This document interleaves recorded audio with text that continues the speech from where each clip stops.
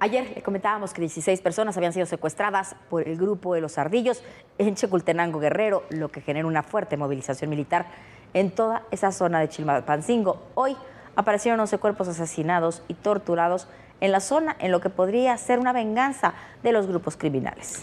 En esa zona hay varios grupos criminales enfrentados y una prescindencia de muchos años de las autoridades, de muchos años. Hay grupos como los Granados, los Ardillos, que llevan décadas en distintas zonas de Guerrero operando con impunidad. Ayer le decíamos también que hay en marcha una nueva estrategia de seguridad en el Estado. Así están las cosas.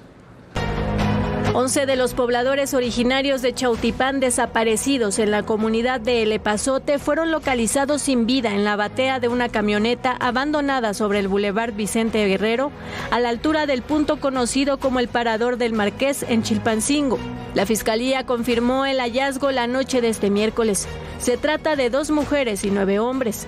Son parte de los comerciantes privados de la libertad del 21, 22 y 27 de octubre en la comunidad de El Epazote, zona limítrofe de las comunidades de Quechultenango y Chilapa. Hasta la tarde de este jueves, familiares habían identificado 5 cuerpos, entre ellos 2 niños de 13 y 14 años y un joven de 15. El 4 de noviembre, la Fiscalía ofreció una recompensa de $1 millón y emitió una ficha de búsqueda por la desaparición de 16 personas. No obstante, los pobladores indican que son 17. De acuerdo con el comandante de la 35 Zona Militar, Jorge Pedro Nieto, los responsables de la retención serían integrantes del grupo delictivo Los Ardillos, dedicados al secuestro, extorsión y narcotráfico. El camino más accesible para llegar a la comunidad El Epazote es por la localidad de Tlanicuilulco, en el municipio de Quechultenango, bastión de Los Ardillos. Se presume que estos hechos podrían ser una venganza debido a que en la región operan varios grupos criminales. Durante años, la falta de presencia y contubernio de las autoridades permitió la libre operación y expansión de grupos como los Granados y los Ardillos, que llevan décadas en distintas zonas de Guerrero operando con impunidad. Los Ardillos son liderados por los hermanos Celso Ortega La Vela e Iván Ortega El Barco. Su hermano Bernardo Ortega Jiménez fue diputado del PRD y presidente municipal de Quechultenango entre 2005. En cuanto a los Granados, son liderados por Salvador Granados Vargas, alias El Chava Granados. Este grupo está involucrado en el enfrentamiento en Tecpan que dejó 19 muertos. Se sabe que los Granados mantienen el control de la Costa Grande y operan en alianza con el Cártel Jalisco Nueva Generación para hacer frente a los Caballeros Templarios. En buena medida, la presencia del narcotráfico en el estado se debe a su situación geográfica y social. La mayoría de sus municipios están catalogados en pobreza extrema, donde las oportunidades de educación y desarrollo son limitadas. Guerrero es uno de los estados con mayor producción de amapola. Por años, su cultivo fue el motor económico de más de 1,000 localidades. Mientras que al ya complicado escenario por la violencia, producción y trasiego de drogas, se suma la aparición de grupos de autodefensas, que en la mayoría de los casos son afines a grupos de narcotráfico. Mire, hay en marcha una nueva estrategia de seguridad ahí en Guerrero, lo veíamos con esta intervención ante estos secuestros. Vamos a tener muchas novedades en Guerrero. ¿Por qué? Porque hay muchas realidades también en Guerrero. Una es la realidad de Acapulco después de las tragedias de Otis y de John, otra es la de la Costa Grande, otra la de la Costa Chica, la Sierra, la montaña, todas esas zonas que tienen problemas específicos. Y el país requiere estrategias regionales para las muchas zonas en que se divide México. Guerrero es un microestado, un macroestado con muchas zonas micros que tienen que ser atendidas en forma particular. Lo que ha sucedido es que hay grupos como los Granados, como los Ardillos, que llevan años ahí enquistados en la vida política, en la social, en la criminal, por supuesto, y que ahora comenzarán a ser atacados en forma muy específica. Vamos a ver muchas novedades en Guerrero en las próximas semanas y en los próximos meses. Bueno, y vamos a otro tema. Lo que cada vez genera mayor desconfianza es la elección de la nueva presidenta de la Comisión Nacional de Derechos Humanos. En la terna están Ashley Ramírez, la actual presidenta de la Comisión de Derechos Humanos de la Ciudad de México, Paulina Hernández, una jalisciense con amplia experiencia en temas de derechos humanos, y la actual titular Rosario Piedra Ibarra, que era la peor evaluada para entrar a toda esa terna, Jorge. Sí, Rosario Piedra Ibarra fue la peor calificada de todos los aspirantes que se registraron y su desempeño puede ser calificado con una palabra, un desastre. Pero el presidente de la comisión evaluadora, el diputado, que por cierto es prófugo de la justicia, Javier Corral, reconoció que había sido incorporada a la terna por razones políticas, no por su calificación o su desempeño. Lo cierto es que Piedra no tiene los votos de los senadores, o no tendría que tener los votos senadores, y que como la votación será con sobre cerrado, no a mano alzado, como se hace normalmente, veremos qué corrientes se imponen en Morena y sus aliados. Nacheli y Paulina son muchos mejores perfiles.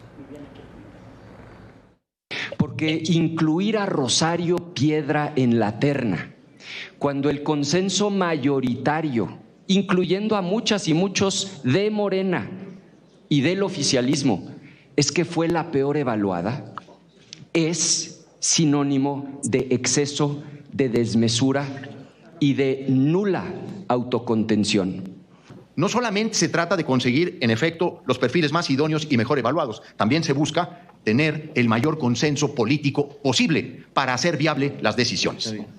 Aquí la valoración no tiene que ver ni que fueron a Harvard, ni doctoras en Derecho, ni ministras, ni magistradas. Tiene que ver fundamentalmente su fama pública, su moral ante el pueblo. Y aquí, perdóneme, pero yo entro en defensa de Rosario Piedra Ibarra. Se calentó la discusión por la terna para presidir la Comisión Nacional de Derechos Humanos, pese a que fue la peor evaluada de los 47 aspirantes que desfilaron por las comisiones de Derechos Humanos y de Justicia en el Senado. Rosario Piedra Ibarra terminó entre las ternas finalistas y con ello buscará seguir al frente del organismo por 4 años más, del 16 de noviembre de 2024 a 2029. La terna quedó aprobada con el voto en contra de la oposición. Además, existen voces dentro de Morena que tampoco están de acuerdo con la designación de Piedra Ibarra. El mismo presidente de la Comisión de Justicia, Javier Corral, reconoció que Rosario Piedra no está dentro de los 5 finalistas. Porque la terna también, compañeras y compañeros, ese es el trabajo político que realizan también los presidentes de las comisiones, pues tienen que escuchar a los distintos grupos parlamentarios. No solamente se trata de conseguir, en efecto, los perfiles más idóneos y mejor evaluados, también se busca tener el mayor consenso político posible para hacer viable las decisiones. En eso estamos. Estamos en la penúltima etapa del proceso. En lugar de proponer directamente la reelección, hemos decidido proponer una terna para que el Senado escoja de entre esos 3 a quien sea la titular. Y una nueva polémica pone más tensión a la designación de Piedra Ibarra, debido a que presentó una carta de recomendación apócrifa del obispo emérito de Saltillo, Raúl Vera López, quien por cierto ya se deslindó. Ella asegura que la mostró sin ninguna intención dolosa y que no sabía que era falsa. Por su parte, la senadora del PRI, Claudia Edith Anaya, pidió formalmente a la Jucopo sacar de la terna a Rosario Piedra por el uso de documentación apócrifa y dijo que al presidente del Senado pidió interponer la denuncia ante la Fiscalía General de la República contra quien resulte responsable por el mismo hecho. Además de Rosario Piedra Ibarra, quedaron Paulina Hernández de Jalisco y Nacheli Ramírez Hernández, actual presidenta de la Comisión de Derechos Humanos en la Ciudad de México.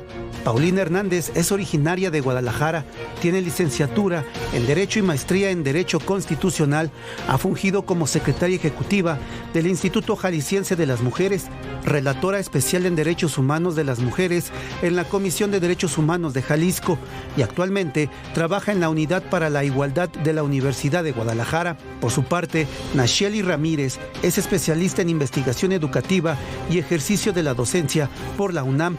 Cuenta con diplomados en planeación y en gobierno local, seguridad y justicia. Más de 70 organizaciones civiles llamaron al Senado para que el próximo ombudsperson cuente con amplio conocimiento en materia de derechos humanos, con demostrada independencia e imparcialidad para estar al frente de dicha institución. advierten que es necesario una persona con capacidad en un país como México, en el que en promedio son asesinadas 10 mujeres cada día y con más de 115,000 personas desaparecidas y no localizadas. Del que somos el primer país exportador. Renunció, ¿por qué? Porque no estaba de acuerdo. La magnitud que ha tenido el narcotráfico mexicano. Las confrontaciones, las reacciones.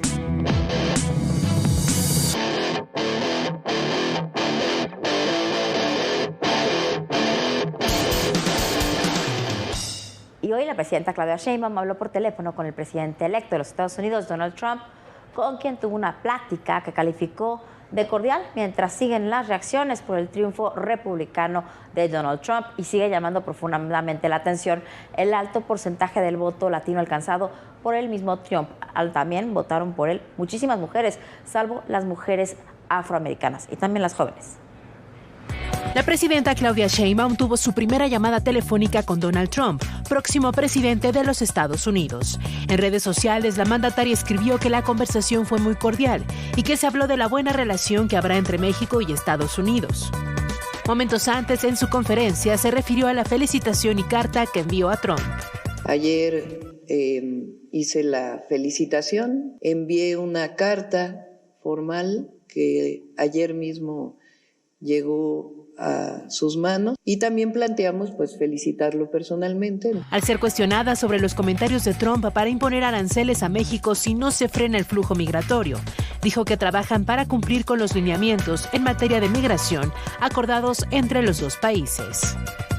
México está sólido frente a estos temas, siempre vamos a estar unidos las y los mexicanos y vamos a enfrentar las problemáticas que se puedan llegar a presentar. ¿Cómo enfrentar, de acuerdo a tu experiencia, cómo enfrentar estas amenazas, estos amagos que ha hecho Donald Trump durante su campaña? Con sangre fría e inteligencia.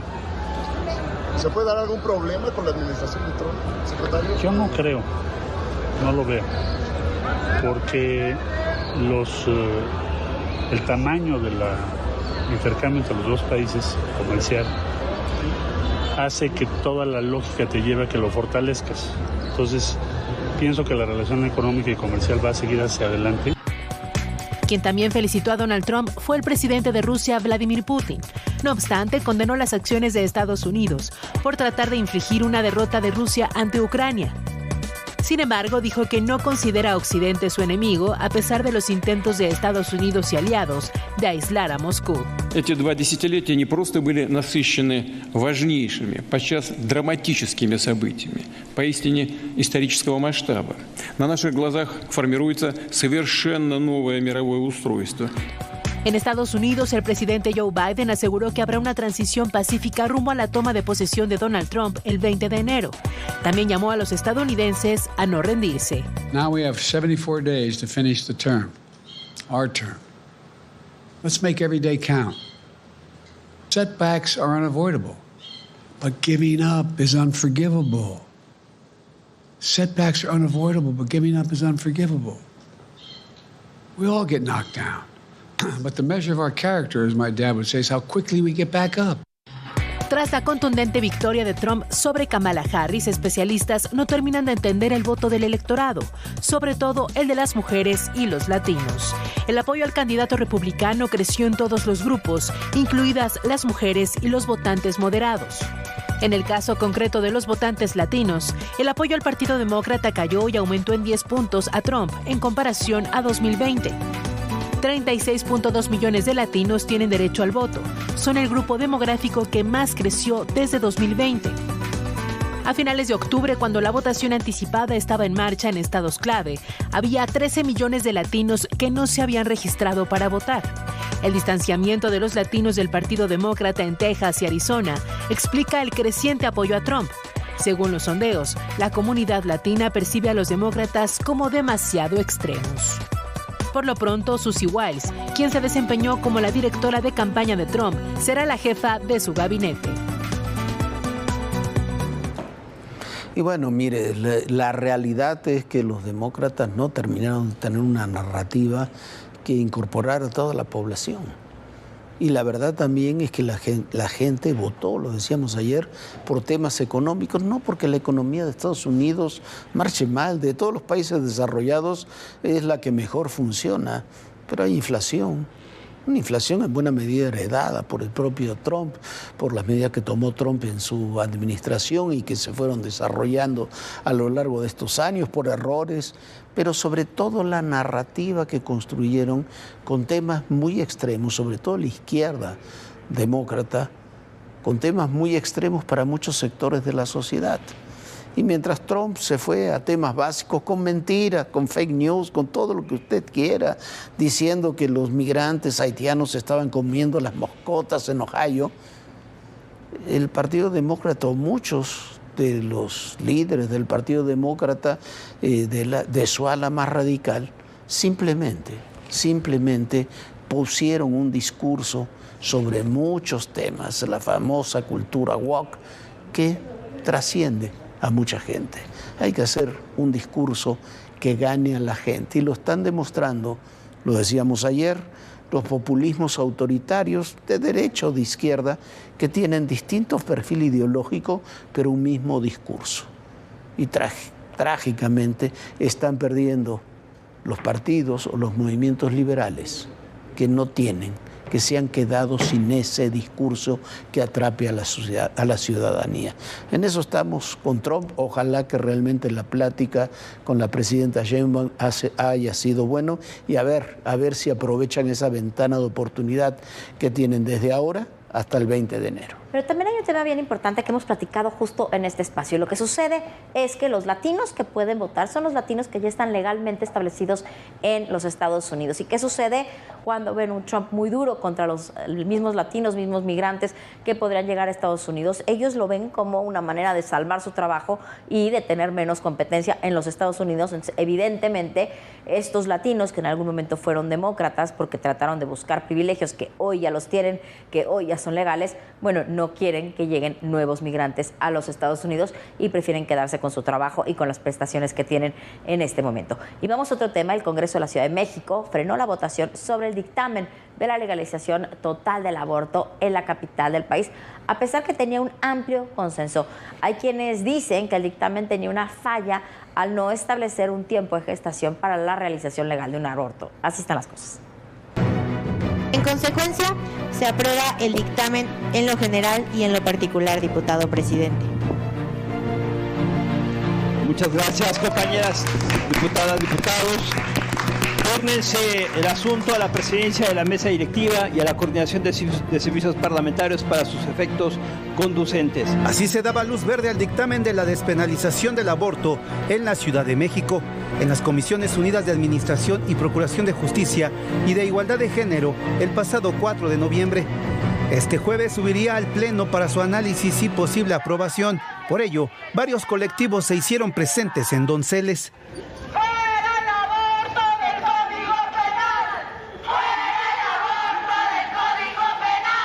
Pero el grupo de Morena bajó el dictamen de la orden del día.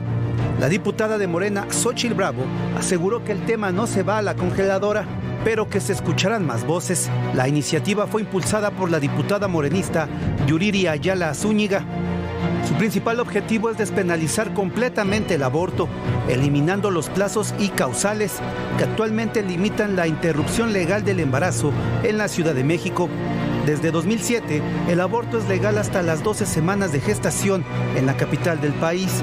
La nueva propuesta tiene como finalidad eliminar los artículos del Código Penal que tipifican como delito la interrupción del embarazo después de las 12 semanas. Esto busca proteger a las mujeres de ser procesadas penalmente por decisiones relacionadas con su salud y bienestar. Esta reforma se basa en las recomendaciones de la Organización Mundial de la Salud, que ha instado a los gobiernos a eliminar las barreras legales y necesarias que impiden el acceso a un aborto seguro. La iniciativa generó polémica y creó mitos. Se debe a una interpretación incorrecta de la propuesta. Una de las desinformaciones tiene que ver con que se permitirá el aborto hasta los 9 meses de gestación. Esto es totalmente falso. La despenalización del aborto no significa, bajo ninguna circunstancia, que se permitirá la interrupción del embarazo sin control médico en cualquier etapa. El propósito de la reforma no es poner en peligro la vida de la madre ni del feto. De forma paralela, en San Luis Potosí, el Congreso despenalizó el aborto hasta las 12 semanas de gestación, con lo que ya son 16 entidades en donde las mujeres tendrán derecho a decidir sobre el tema, mientras que la Suprema Corte de Justicia de la Nación ordenó al Congreso de Chiapas legislar el mismo tema. Bueno, este es un tema que genera y generará todavía mucho debate y me parece, en mi opinión muy personal, estando de acuerdo con la propuesta, es que en la redacción de la propuesta hay descuidos que deben ser atendidos. Por otra parte, ha llamado profundamente la atención la forma en que se ha tratado al ministro Alberto Pérez Dayán después de su voto en la Suprema Corte. Mire, podrá gustar o no la forma en que votó Pérez Dayán o las consecuencias de su voto, pero no se puede negar una cosa, fue un voto congruente con lo que había votado sobre controversias constitucionales desde hace años. Sorprende también que se diga que ningún ministro sabía cómo sería su voto cuando desde por lo menos el viernes pasado, y aquí lo hablamos el propio lunes, existían versiones sobre que 3 ministros votarían en el mismo sentido. Tan sorprendente como las expresiones de falso apoyo de personajes que se han cansado de insultarlo a Pérez Dayán y a otros ministros por esas mismas y por anteriores votaciones, como Gerardo Fernández Noroña, despreciable, realmente despreciable en sus expresiones, y otros del ala radical de Morena, Vivian. Bueno, insistimos, esté o no de acuerdo con el voto del ministro Pérez Dayán, es un hombre congruente, serio, respetado, y como él mismo ha dicho, no fue amenazado ni tiene carpetas de investigación abiertas en su contra o en contra de su familia. Tampoco tiene intención de reelegirse para ese cargo. Este es Pérez Dayán, una entrevista muy personal que hicimos hace un par de años.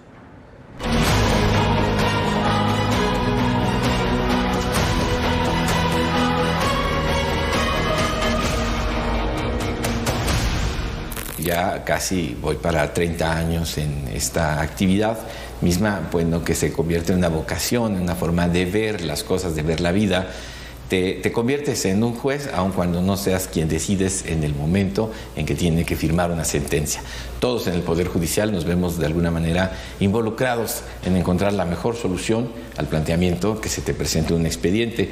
Se hace una vocación, una formación y un espíritu de servicio muy especial en función de lo que es la labor jurisdiccional. Decidir una causa aplicando las máximas del derecho. Ahora, debe de ser complicado ser ministro de la Suprema Corte. Cada decisión que tú tomes, cada voto, afecta la vida de muchísimas personas.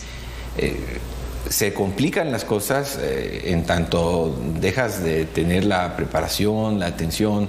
Desde luego hay decisiones complejas que te llevan a la reflexión, generas en tu propio entorno mental una gran cantidad de alternativas, más particularmente cuando éstas se toman desde un órgano terminal como pudiera ser cualquiera de los tribunales colegiados de circuito o la mismísima Suprema Corte de Justicia de la Nación, pues son decisiones que finalmente impactan en grandes grupos, en la sociedad misma, y el compromiso por hacer las cosas de la mejor forma te lleva a entender, encontrar estas alternativas y buscarlas siempre de la mejor forma. Sí es cierto que representa un proceso complejo, pero muy satisfactorio cuando logras tu objetivo. A ver, yo he escuchado muchas veces muchas decisiones que se han tomado en esta Suprema Corte, distintos jueces que te dicen, yo tengo que tomar esta resolución estrictamente pegada a la ley. Pero también hay muchos vacíos en la ley que no necesariamente es lo más congruente. ¿Qué hacer ahí? Una de las funciones integradoras del derecho, particularmente quienes nos dedicamos a la rama de la justicia, es que la solución a un caso concreto tienes que encontrarla, ya sea acudiendo a las normas como se encuentran escritas, interpretándolas o hallar la forma de resolver. Precisamente para eso están los tribunales. En tanto los tribunales existen, los particulares tienen una instancia y la confianza de que su resolución tendrá que ser dictada. Y es precisamente en esta herramienta hermenéutica que supone la interpretación en donde tienes que encontrar el mejor de los caminos para poder resolver la conflictiva que se te ha presentado. Cuando esta es así tomada y reiterada, se convierte en un criterio jurisprudencial que integra estas lagunas a las que te has referido y nos da a todos la certeza de que los siguientes casos habrán de ser resueltos precisamente con esos precedentes confirmados siempre por un órgano terminal. Complétame esta frase. El ministro Alberto Pérez Dayán es un ser humano entregado a su vocación.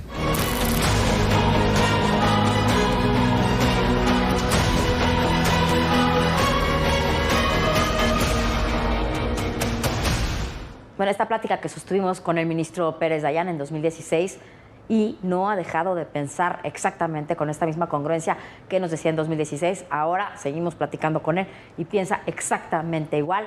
Bueno, hay que trabajar y a veces se vota cuando la gente está contenta o no. Nosotros ya nos vamos. Muchísimas gracias por habernos acompañado. Lo esperamos mañana aquí en Todo Personal. Bonita noche, Jorge. Muy buenas noches, Viviana. Muy buenas noches a todos ustedes. Y recuerden, en el poder y en la política todo, pero absolutamente todo es personal. Gracias.